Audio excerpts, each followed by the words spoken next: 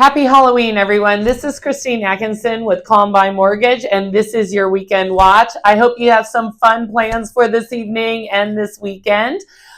So it was Fed week, and the Fed did meet, and they did cut the Fed funds rate by 25 basis points as expected.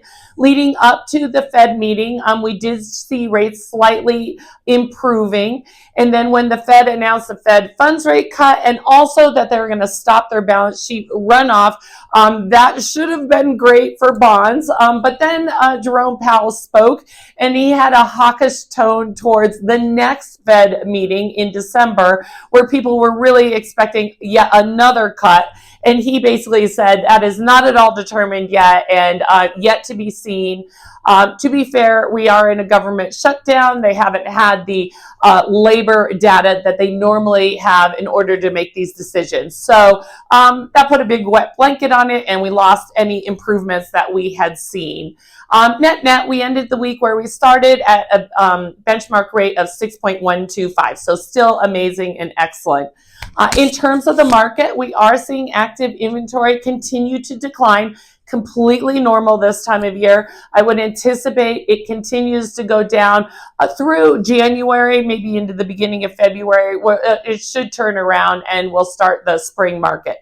With that said, we have over 12,000 active listings, so still super healthy inventory. And we did have 850 new homes be put on the market, so lots of fresh homes as well. In terms of our own team, we had kind of an average week of offers, but we did have 100% of them accepted, on average 2% below list price. So that is fantastic for those who are out there looking. Our theme of the week is really, I'm going to call it the mood of the market, or trying to understand what impact the Fed funds rate actually has when the Fed cuts it. And what it does impact is short-term rates. So things like credit cards, auto loans, home equity lines. Cutting the Fed funds rate will lower those. So that's fantastic for everyone out there. But it doesn't impact long-term rates such as mortgages. Instead, what impacts those are the mood. So whatever Jerome Powell says, the expectations of the future, what's happening globally, and tariffs and China and all these different things are being kind of baked into the movements with rates overall.